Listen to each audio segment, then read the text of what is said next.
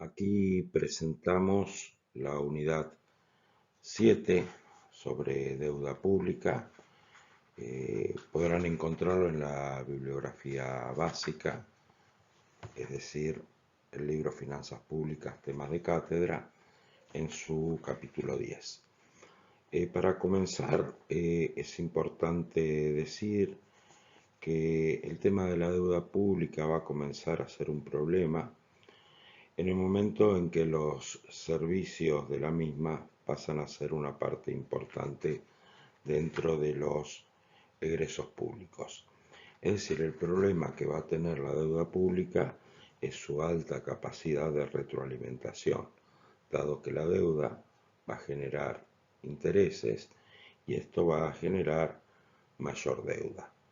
Ya veremos más adelante cuándo esto puede ser sostenible o se puede tornar insostenible.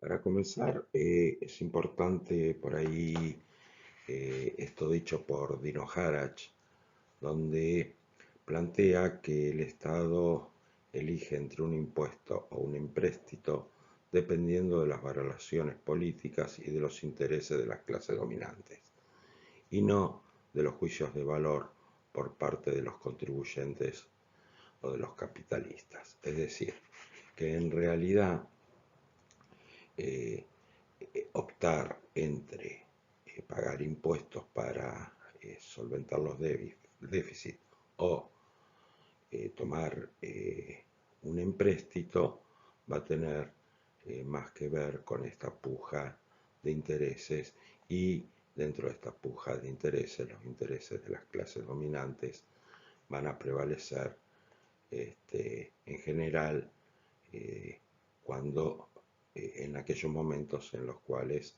estas determinaciones se hacen más hegemónicas. ¿Cuáles son las fuentes de financiamientos que tiene el Estado? Ya hemos visto que pueden ser los tributos, también la venta de su patrimonio. En algún momento hubo un proceso de privatizaciones para conseguir recursos por esta vía, pero más allá de aquel momento histórico donde fue fuerte esta venta o privatización, este proceso de privatizaciones, normalmente también hay venta de tierras fiscales que van a generar algún tipo de recurso. El endeudamiento y, en el caso del Estado Nacional, la emisión. Con respecto a la emisión, esto puede conllevar a algún tipo de proceso inflacionario dependiendo en el momento en el cual se genera esta emisión y cómo están ocupados los factores productivos. Claramente, si estamos en un momento en el cual los factores productivos están cercanos al pleno empleo, es muy probable que esta emisión monetaria pueda generar inflación, dado que no existe crecimiento económico, dado que estamos llegando a la frontera de posibilidades, dado esta ocupación cuasi plena de los factores productivos. Pero si estamos en un momento donde hay gran cantidad de factores productivos ociosos, quizás esta misma emisión monetaria pueda generar un nuevo dinamismo en la economía, y este mayor dinamismo en la economía genere más cantidad de bienes y por lo tanto esa mayor cantidad de billetes en circulación o dinero disponible sirva para las nuevas transacciones, no generando de esta manera un proceso inflacionario. Sin embargo, digamos, la ortodoxia no es bastante crítica con respecto a la emisión monetaria. Los monetaristas plantean que siempre la emisión monetaria va a generar inflación, pero está claro que en aquellos momentos en los cuales se pueden aplicar políticas expansivas justamente porque hay factores productivos ociosos, esto no sucede.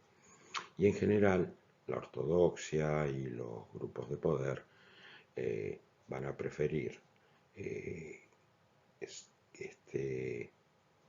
atender los déficits con endeudamiento. Pero es importante decir que este endeudamiento en realidad lo único que hace es postergar emisiones futuras y por lo tanto, de alguna manera, este mismo endeudamiento puede llegar a tener efectos parecidos a la de la emisión monetaria en relación a esta crítica de la ortodoxia de la posible crecimiento de los precios de los bienes en una economía.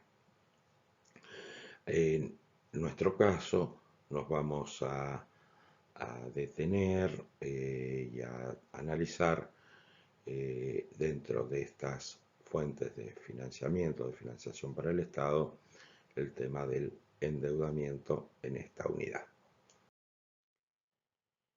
Este endeudamiento va a poder ser con los privados o también con el sector público. En el caso del endeudamiento con los privados, van a ser con algún tipo de instrumento, que generalmente es algún bono, pero también puede ser con el sector público a través de instrumentos o bonos o títulos que se depositan en el Banco Central. Es decir, que esto va a generar mayor base monetaria y por lo tanto, al tener estos activos, se va a poder emitir también, que es lo que decíamos anteriormente con respecto a cuando uno elige endeudamiento, también puede generar efectos sobre la base monetaria o políticas, la aplicación de alguna política monetaria. Otra clasificación posible de la deuda es entre interna y externa. A nosotros nos va a interesar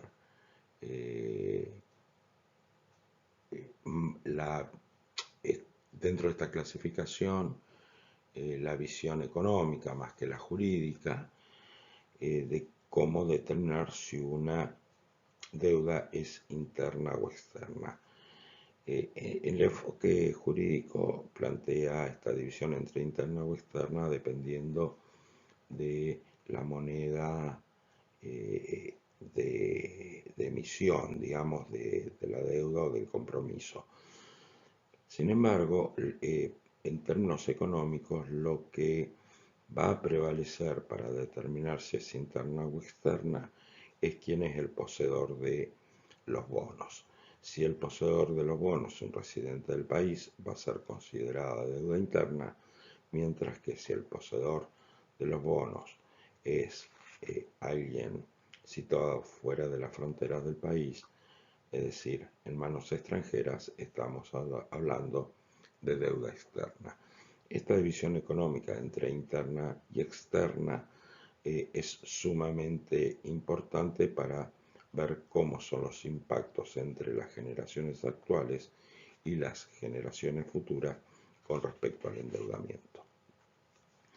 Otras clasificaciones posibles son entre deuda de corto, mediano y largo plazo.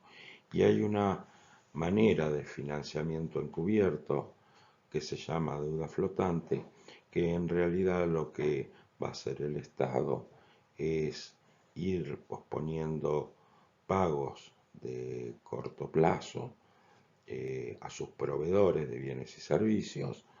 Esta deuda se va a considerar flotante, que no va a estar con ningún tipo de título o bono que la respalde, simplemente es el vencimiento de pagos a proveedores del Estado.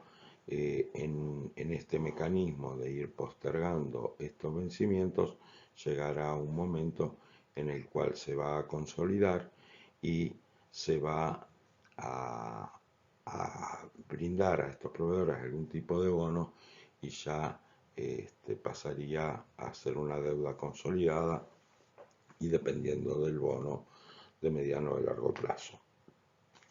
el mediano o el largo plazo va a tener que ver justamente con las fechas de vencimiento que tenga la deuda. Dijimos que la deuda podía ser interna o externa. Cuando la deuda es interna, existen diferentes análisis con respecto a cuál es la generación que va a tener que soportar la carga de la deuda. Y en este sentido tenemos tres análisis diferentes. El enfoque ingenuo, que plantea que siempre la deuda es una carga para las generaciones futuras, es decir, que la generación actual se endeuda para tener algún tipo de política de gasto o para cubrir algún déficit público, pero las generaciones futuras serán las que tendrán que pagar impuestos justamente para poder saldar esta deuda. Por lo tanto, para este enfoque es una irresponsabilidad. En contraparte tenemos la visión de Ricardo Piu, que dice que como los tomadores de la deuda o los tenedores de los bonos son residentes del país, no hay ningún tipo de disminución en la generación futura, ya que el ingreso disponible se mantendrá inalterable, dado que los mayores impuestos que van a pagar las futuras generaciones serán para pagar estos bonos, y estos bonos, como van a estar en poder de las futuras generaciones también, simplemente va a haber una transferencia de recursos entre los que tienen que pagar los impuestos y los tenedores de bonos, pero en términos globales el ingreso disponible va a ser el mismo. Y el último análisis es el análisis de las generaciones solapadas o generaciones superpuestas, que desarrollaremos más adelante.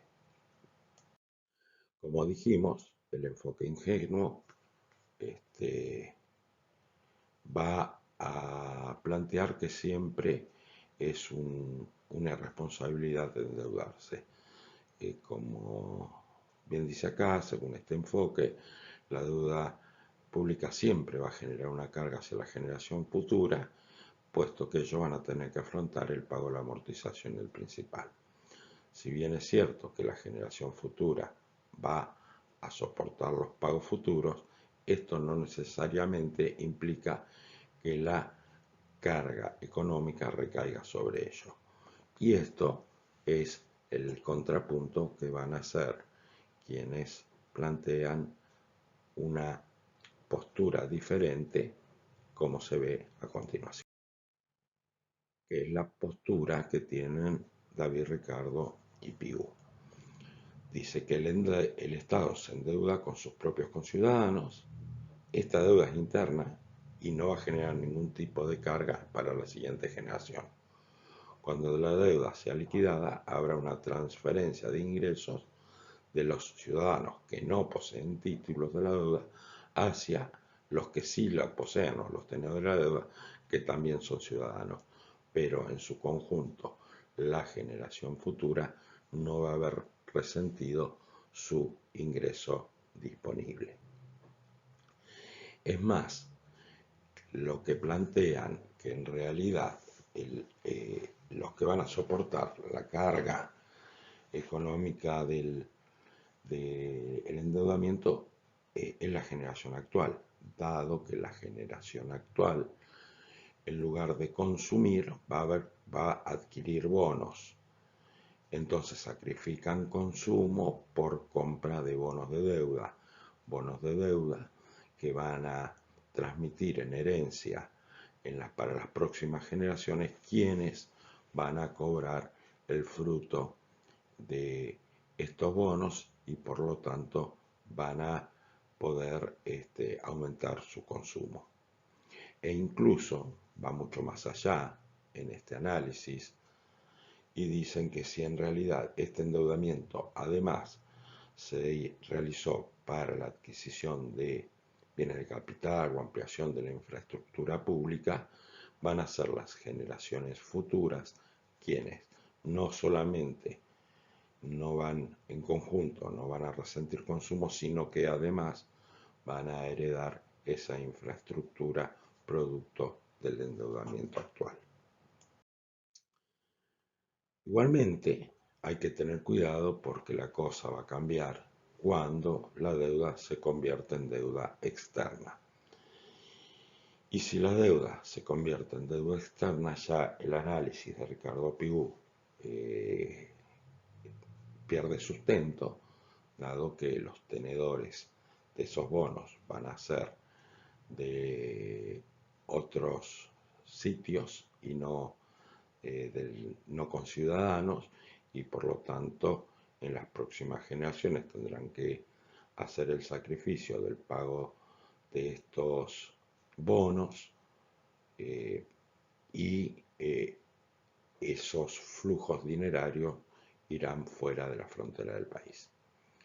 Acá decimos que, por ejemplo, si el dinero prestado se utiliza para financiar gasto corriente, entonces la generación futura soportará toda la carga de la deuda. ¿Por qué decimos esto? Porque en realidad, sí, cuando es externa o cuando se externaliza la deuda, es porque se ha utilizado para infraestructura, en realidad ahí se podría ver compensada esta mayor sacrificio para poder pagar los bonos a los tenedores externos con la mayor infraestructura instalada producto de las inversiones que se hicieron en el momento que se tomó la deuda. Es decir, que en el caso que la deuda sea externa, se justificaría si y solo si se realicen inversiones que vayan a ampliar la infraestructura de las generaciones futuras. ¿De qué habla el modelo de las generaciones solapadas o generaciones superpuestas? Este modelo de Lerner plantea que una generación se compone de todas y cada una de las personas vivas que viven en un momento determinado. Sin embargo, podríamos tomar otro criterio diferente al de Lerner para poder hacer el análisis de las generaciones solapadas, y es que a definir a generación no al conjunto de todas las personas que viven en determinado momento, sino aquellas que nacieron alrededor de una misma fecha. Es decir, que en cualquier momento del tiempo van a coexistir varias generaciones de manera simultánea. Y con eso se puede llegar a realizar un análisis de cuáles son las generaciones que van a soportar la deuda. Para poder analizar con este modelo de generaciones solapadas o generaciones superpuestas, vamos a hacer el siguiente planteo: que existen tres generaciones, jóvenes, adultos y ancianos que conviven, y cada generación dura 20 años, y que en total una persona va a vivir 60 años, hasta los 20 joven, de los 20 a 40 adultos, y de los 40 a los 60 sería anciano. Obviamente esto es un modelo y se está modelizando para poder teorizar al respecto, no responde a ningún tipo de realidad. Sabemos que la esperanza de vida es mucho mayor y uno podría hacer algún tipo de disquisición con respecto a cómo uno debería tomar estas generaciones. Se va a plantear también, sabemos que las pirámides poblacionales no son homogéneas, pero para que sirva el análisis vamos a plantear que todas las generaciones tienen un similar tamaño, es decir, la cantidad de personas de 0 a 20 es la misma que la cantidad de 20 a 40 y que la cantidad de 40 a 60. Y cada persona disfruta un ingreso de 12.000 pesos durante toda su vida. No va a existir ahorro porque es solo una economía de consumo, es decir, puedo consumir los 12.000 o, o en un proceso de endeudamiento vamos a ver cómo esto impacta. Se espera que esta situación dure indefinidamente y, o sea, estamos hablando de un estado estacionario, digamos, no hay variaciones en los precios, los niveles de consumo son los mismos, es totalmente, no aplicamos ningún tipo de variable adicional, es ceteris paribus en este sentido. Ahora supongamos que el Estado toma un préstamo de 12.000 en el año 2017, que va a devolver en el 2037. Y vamos a suponer que la tasa de interés es cero para no complejizar el análisis. Solo los jóvenes y los adultos del 2017 estarán dispuestos a comprar el título de la deuda. El programa de gasto público alcanzará a las tres generaciones actuales por partes iguales, es decir, 4.000 para cada uno, y llegado al 2037 la generación de ancianos del 2017 ha desaparecido y se incorpora una nueva generación de jóvenes. Por lo tanto, vemos que en el periodo 2017 al 2037 los jóvenes tuvieron ingresos de 12.000, los adultos de 12.000 y los ancianos de 12.000. Como hubo un préstamo que se tomó de 12.000 pesos y fue tomado por los jóvenes y los adultos, estos tuvieron que sacrificar en ese momento consumo por 6.000 para apoderarse de los bonos, mientras que el gasto aumentó en 4.000 año tras año. Cuando nos vamos al 2037, se van a tener que pagar impuestos. Bien, la generación joven va a tener que pagar 4.000 pesos de impuestos y no va a tener ningún tipo de devolución por la deuda, dado que esta generación no va a ser poseedora de los títulos emitidos. Los jóvenes y adultos del año 2017 ahora son adultos y ancianos en el 2037 y van a tener que pagar los 4.000 de impuestos para, junto con los 4.000 que pagaron los jóvenes, redondear los 12.000 que correspondían a la deuda emitida, pero como habían tomado los 6.000 pesos, o sea, en realidad habían adquirido bonos por 6.000 pesos, se le pagará por estos bonos los 6.000 pesos positivos. Es decir, que la consecuencia es que las políticas de gastos que le han acompañado la generación de los ancianos en el 2017 al 2037 disfrutaron toda su vida de 4.000 más de consumo de lo que hubiera sido de otro modo. Y punto. Ellos no sacrificaron para comprar bonos y tampoco tuvieron que pagar impuestos, dado que cuando aparecieron los impuestos a pagar ya habían desaparecido como generación. Quienes eran jóvenes y adultos en el año 2017 no van a resultar ni beneficiados ni perjudicados con la relación al consumo en su ciclo vital, mientras que la generación de quienes son jóvenes en el año 2037 va a disfrutar de un consumo global inferior en 4.000 respecto a lo que hubiera disfrutado en la ausencia de la política de endeudamiento.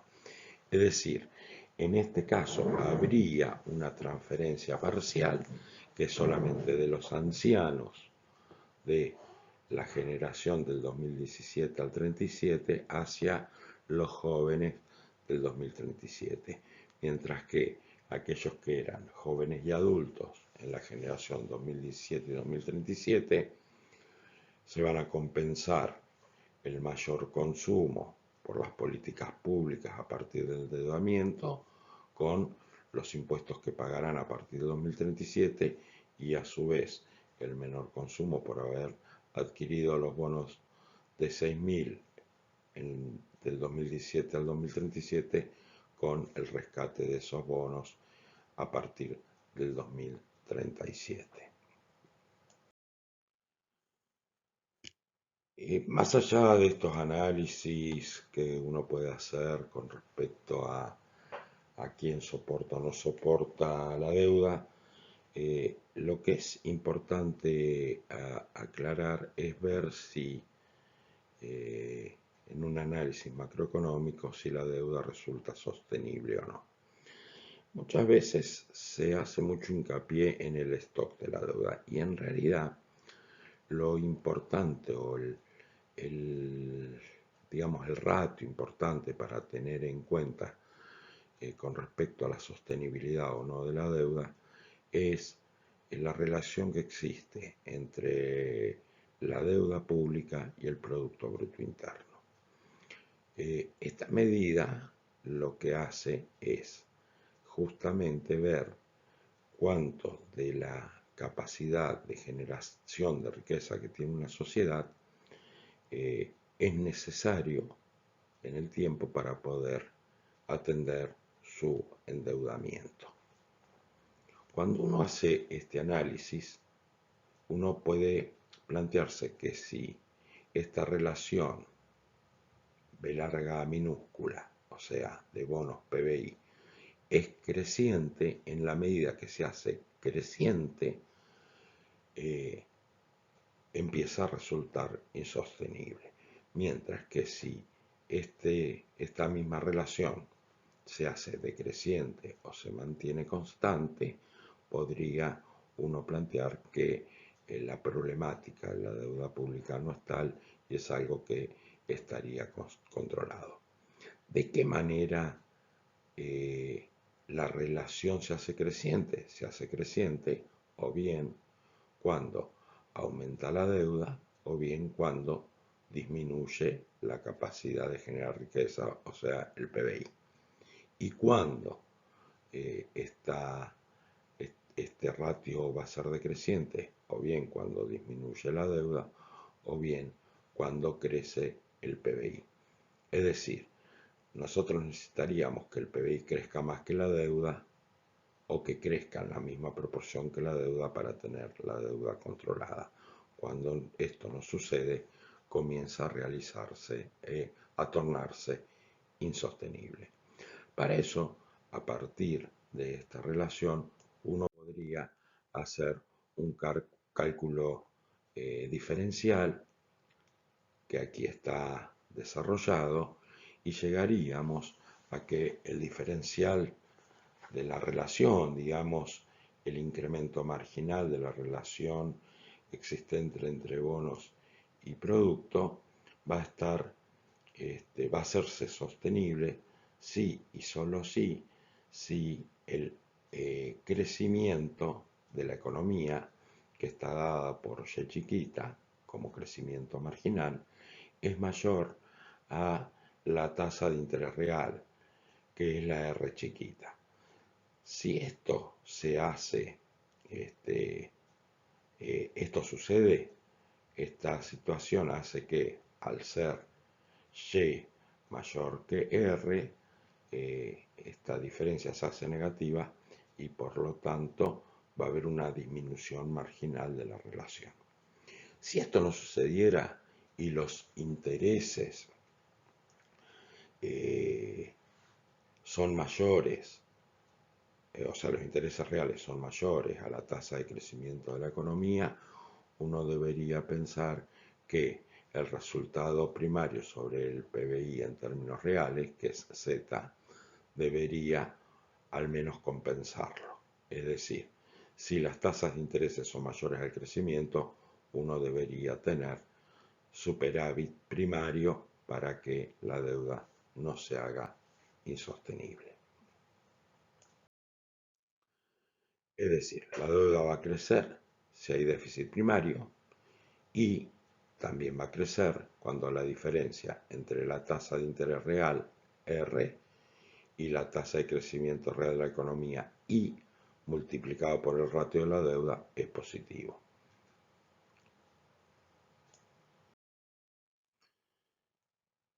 Podemos ver qué sucedió en los últimos años con respecto a, eh, a justamente tanto el stock de la deuda como la relación entre la deuda y el Producto Bruto Interno.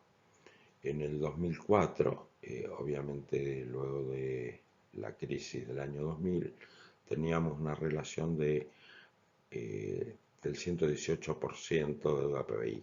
¿Qué significaba esto? Que necesitábamos toda la riqueza generada en un año y el 18% de la generada en el año siguiente para poder compensar la deuda. Bueno, esta relación, a partir ya vamos a ver algunos hechos históricos. Vas a ver que hay por un lado una caída de la deuda y por otro lado un aumento del producto. Va a hacer que esta relación vaya mejorando hasta el año 2011. A partir del 2011 va a haber un pequeño crecimiento, todavía sin mayores importancias, pero a partir del 2015 y principalmente a partir del 2016, esto va a ir tomando cada vez más importancia. Acá tenemos hasta el año 2017 en este cuadro, pero podemos adelantar que esto en el 2018 empeoró muchísimo y en el 2019 llegamos a tener nuevamente niveles cercanos al 100% del producto de la relación entre deuda y Producto Bruto Interno. Es decir, que este esquema, si nosotros llegamos al 2019, estaríamos volviendo al punto de partida y los sacrificios con respecto a la deuda que se hicieron desde el 2005 en adelante hasta aproximadamente 2012, 2013, y que se mantuvieron hasta el 2015, 2016. A partir de ese momento nuevamente se volvieron a procesos muy fuertes de endeudamiento y nuevamente aquello que había dejado de ser un problema pasó a ser un grave problema que hoy justamente lo estamos viviendo y como sabrán hay un proceso de renegociación dado que Argentina estaría con imposibilidades de poder pagar el fuerte endeudamiento que se produjo en los últimos años.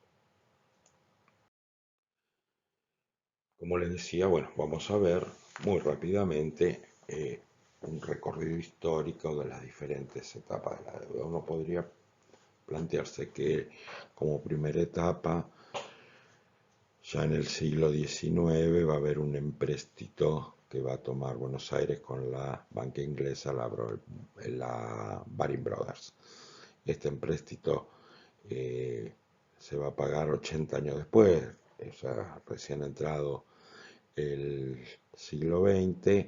Este empréstito se había tomado teóricamente para generar infraestructura básica, pero en realidad gran parte nunca llegó y la otra parte se destinó principalmente para la guerra de la Triple Alianza con el Paraguay.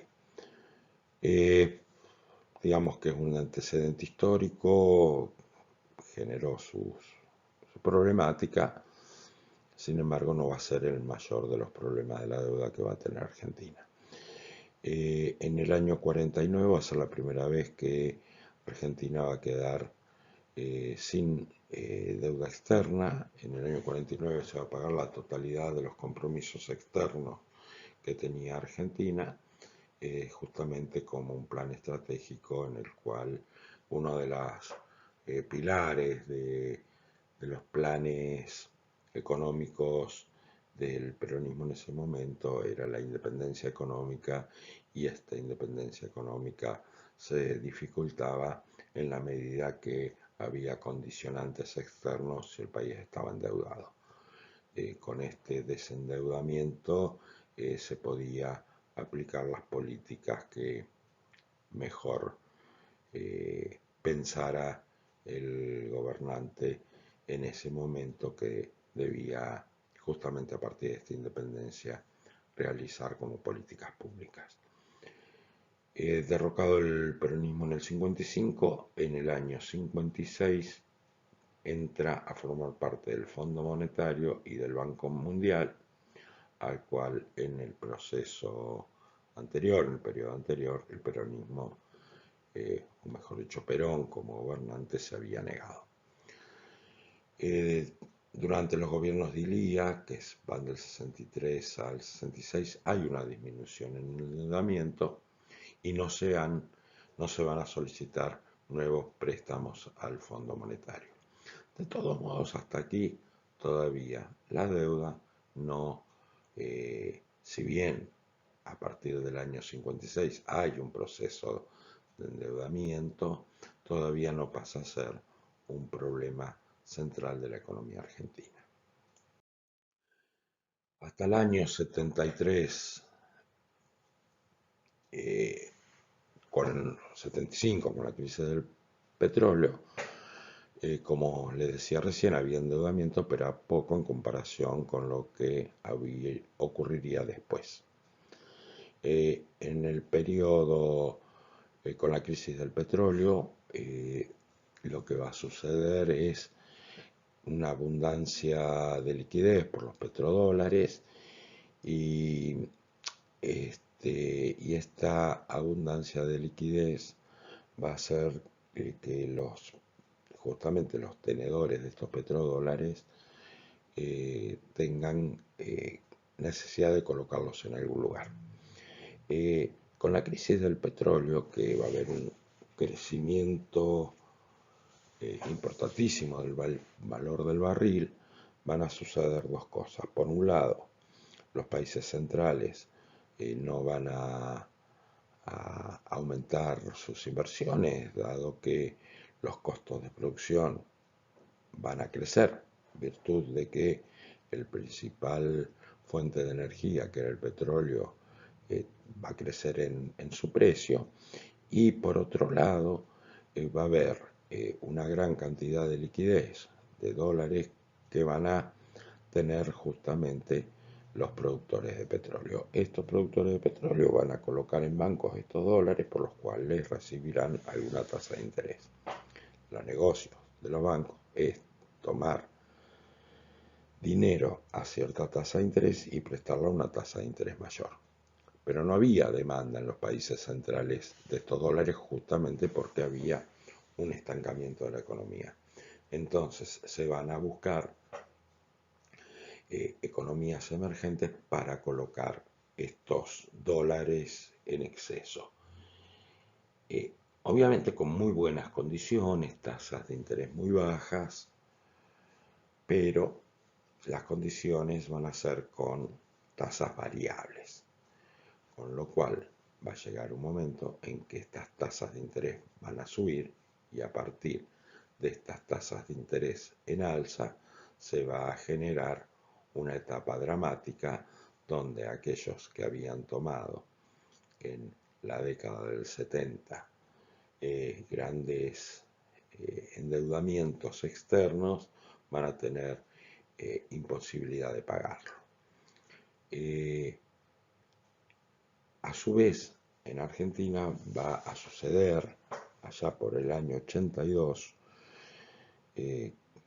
como presidente del Banco Central estaba un conocido de todos, que es Domingo Cavallo, que va a estatizar la deuda privada. Es decir, va a hacer que todos los argentinos tengamos que hacernos cargo de la deuda que habían tomado las empresas privadas dentro del mercado financiero internacional. Dentro de estas empresas están las grandes empresas que hoy conocemos y que conforman justamente los grupos más importantes de poder, con muchos apellidos conocidos, algunos incluso hasta no hace mucho han ejercido la máxima autoridad ejecutiva de nuestro país. Pero bueno, esta nacionalización, si se quiere, de la deuda de los privados va a generar una situación sumamente compleja para la democracia recién recuperada en el gobierno de Alfonsín. Lo primero que van a intentar es realizar con otros países que estaban en igual situación un club de deudores, pero esto no va a prosperar, lamentablemente, y van a ir de alguna manera los acreedores generando situaciones para que cada uno de los deudores tenga que arreglar su situación de deuda en forma aislada y de esta manera poder ejercer mayor poder. Como le decía, la tasa que se había tomado era variable, el aumento de las tasas va a hacer que se haga insostenible. También es importante aclarar que durante el periodo, que es el primer periodo importante de endeudamiento que se va a dar en la década del 70 y principalmente a partir del año 76, luego del golpe militar, lo que va a suceder con estos dólares importantes que van a entrar es que se va a poner en funcionamiento lo que se conoce como bicicleta financiera. Es decir, entraban dólares que se tomaban prestados, estos dólares que se tomaban prestados se transformaban en pesos, estos pesos se ponían a plazo fijo, generaban una rentabilidad muy alta, luego se volvían a comprar dólares que estaban subvaluados y por lo tanto y se sacaban del país vía fuga de capitales. Con lo cual el que se había endeudado, el privado que se había endeudado, lo que hizo con ese endeudamiento fue justamente ponerlo a trabajar en esta bicicleta financiera y luego sacar del país los dólares. Y luego, además, esta deuda que él mantenía logró que fuera estatizada, con lo cual fue un negocio redondo y en general, ya vamos a ver también en otros procesos de endeudamiento cómo se relaciona este endeudamiento creciente con la fuga de capitales. Y uno va a ver que terminado el periodo, aproximadamente el mismo nivel de endeudamiento correspondía a los niveles de dólares depositados en el exterior por residentes argentinos. A partir del año 90, con una creciente inflación, se va a dar un proceso que se va a conocer como de convertibilidad, que va a controlar la inflación, se va a aplicar política monetaria totalmente ortodoxa y donde un peso va a valer un dólar. Esto va a hacer que la economía se haga muy poco competitiva, las importaciones van a crecer porque vamos a tener una economía totalmente abierta, vamos a ser menos competitivos, por lo tanto las exportaciones van a caer, vamos a tener balanzas comerciales negativas y para poder mantener este nivel de convertibilidad vamos a entrar a un nuevo proceso de endeudamiento. Del 90 al 2001 las tasas de interés en los países subdesarrollados eran más altas que en los países desarrollados y es así que había un flujo de capitales hacia los países subdesarrollados. En Argentina se financió la convertibilidad, un peso, un dólar, en 1992 y se va a concretar el plan Brady con una pequeña quita del 10% y va a ser Cavallo, aquel que había nacionalizado la deuda de los privados en la década del 80, va a ser el que va a negociar este nuevo plan. Pero bueno, en el año 2001 se acabó el ingreso de capitales, se derrumbó el equilibrio de la convertibilidad y se va a producir un default.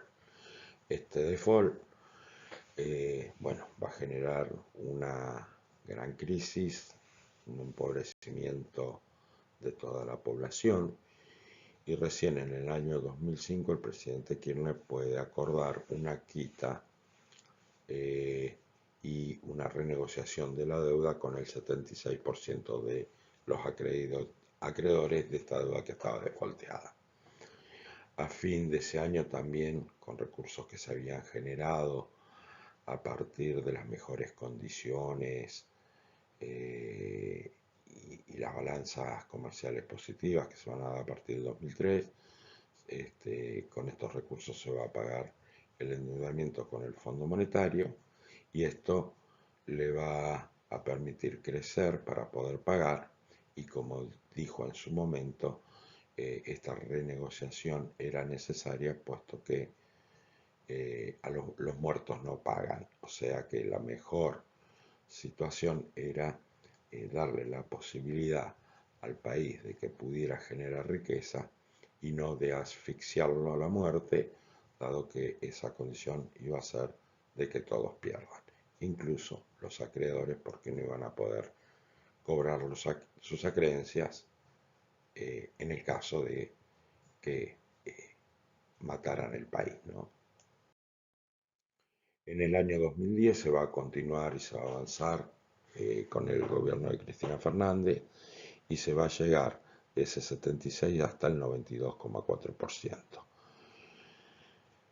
Es importante aclarar, en el año 2002 aproximadamente la deuda era 3 veces las exportaciones anuales y en el año 2011 era el 61,5% de estas exportaciones. Vemos cómo cae estrepitosamente. En el año 2002 la deuda había llegado a ser el 166,4% del producto, mientras que en el año 2012 solo era el 41,5%. Sin embargo, había quedado un poco más del 7% de los acreedores sin arreglar. Estos fondos, conocidos como fondos buitres, van a tomar normalmente bonos de este tipo y van a esperar el momento para generar la mayor rentabilidad posible. De eso se trata su negocio. No se pudo arreglar con la totalidad y quedó este nivel del un poco más del 7% de bonistas sin arreglar. Bueno, con respecto a la reestructuración del año 2005, que decíamos que es donde empieza a hacerse sostenible la deuda realmente, va a haber una quita que, eh, que se pedía del 75%, pero se va a cerrar entre el 63 y el 45, dependiendo cuál era el instrumento elegido por el tenedor de mayor o menores plazos. En el año 2014, la Corte Suprema de Justicia de Estados Unidos convalidó el fallo del juez Griesa, que lo que decía obviamente era contrario a los intereses de nuestro país, pero también era contrario al 92,4% de aquellos acreedores que habían renegociado de buena fe. Va a haber grandes movilizaciones por el mundo en apoyo a la Argentina con respecto a fuera justamente estos inversores conocidos como fondos buitres, que ya habían hecho popes negocios también en otros países. Incluso va a haber una presentación argentina dentro de las Naciones Unidas para que las renegociaciones de la deuda tuvieran un tratamiento similar al que se tiene cuando hay una empresa que entra en quiebra. En general, estas renegociaciones se van a dar en países que están colapsados, como era la situación de Argentina en el 2002, 2003, 2004, incluso hasta el 2005 que se renegocia. Y en general, cuando hay un acuerdo de gran parte de los acreedores, los que quedan fuera tienen que sumarse. Normalmente en las leyes de concursos y quiebras, estos valores van entre el 60, 70, 75%, depende de la legislación de qué país.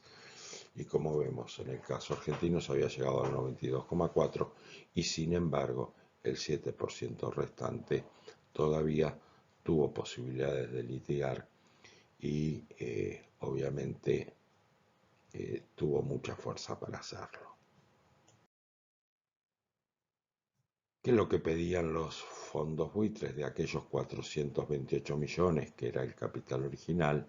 Pedían que se convirtiera en 1.500 millones, incluyendo capital, intereses, punitorios, etcétera, etcétera. En agosto de 2014, el Banco de Nueva York, como agente de pago de bonos, eh,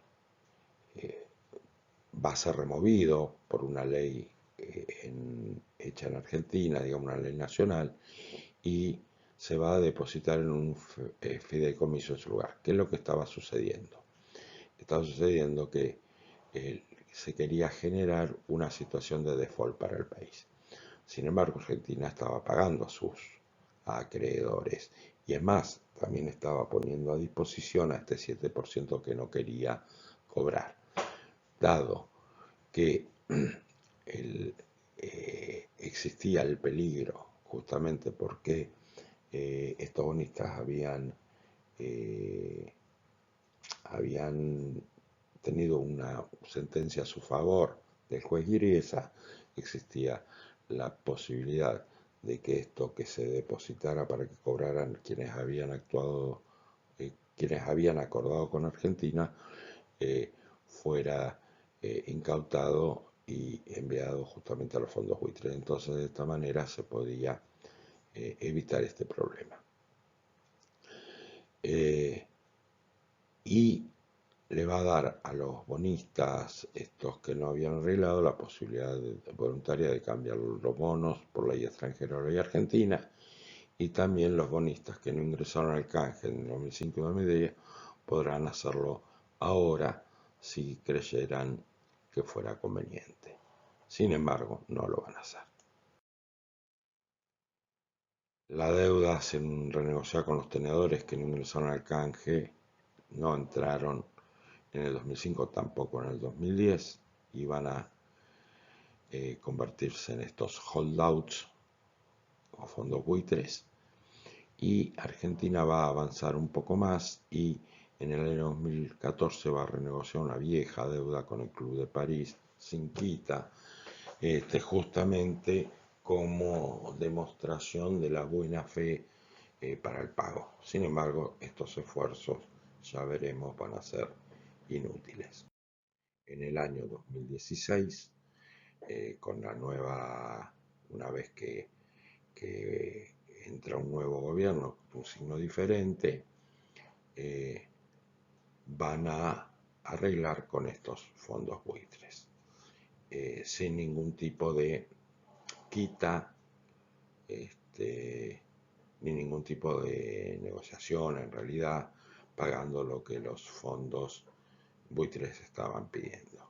Vemos acá algunos de los títulos de los diferentes diarios, vemos aquellos que apoyaban el gobierno del presidente Macri, que dice que consigue fondos con votos, incluso con votos peronistas, y por eso dice de doble victoria.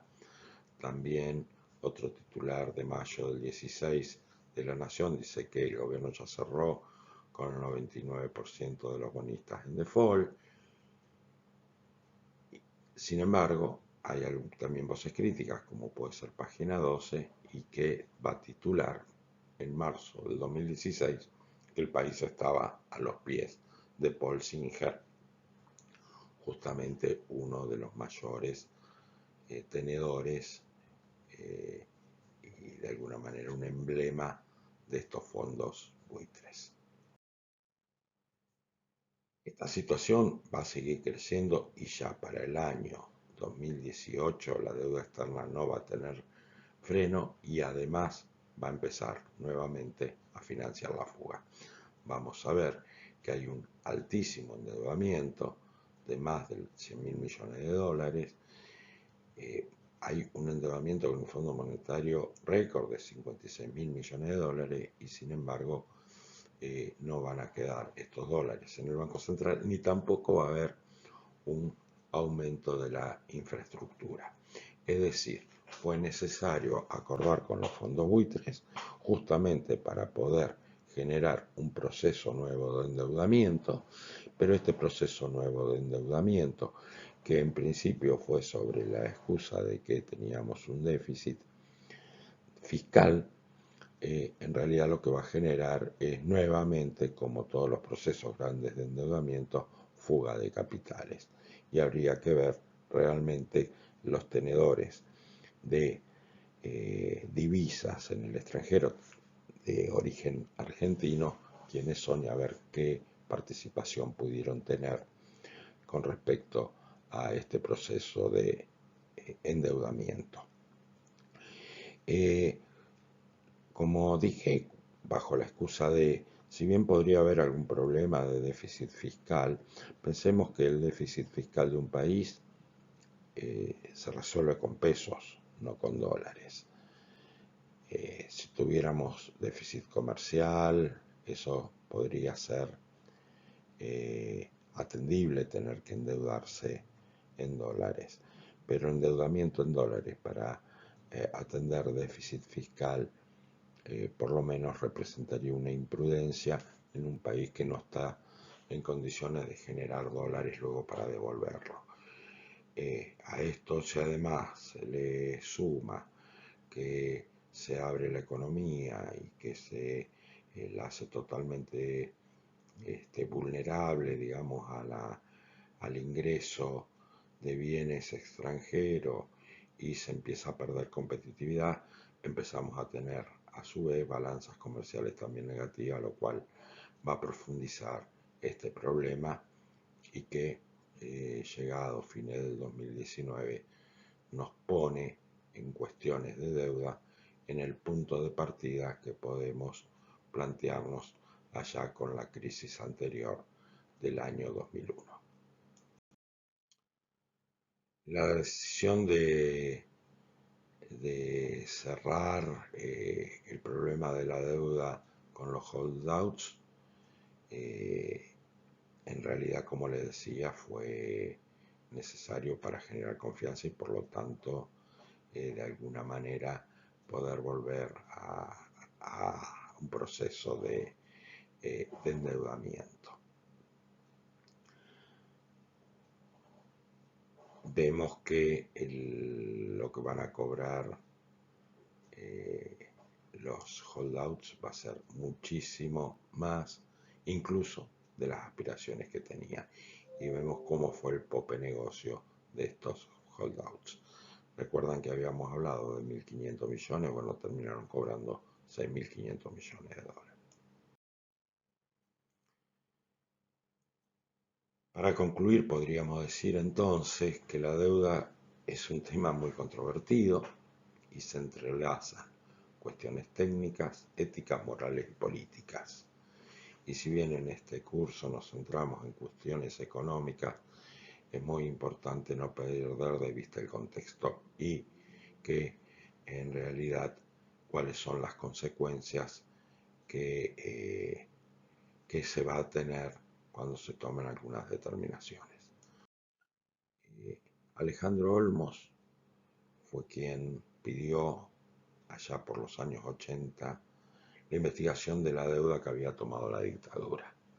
Y él planteó que o se está al servicio del país en contra de esta deuda externa o se está al servicio de la deuda externa en contra del país. Bueno, quizás habría que preguntárselo qué sucedió allá por el 2016, esta renegociación con los buitres, y veremos qué sucede con esta nueva negociación, en este nuevo punto muy difícil que está viviendo el país en esta renegociación nuevamente de la deuda que ya supera el 100% de nuestro producto.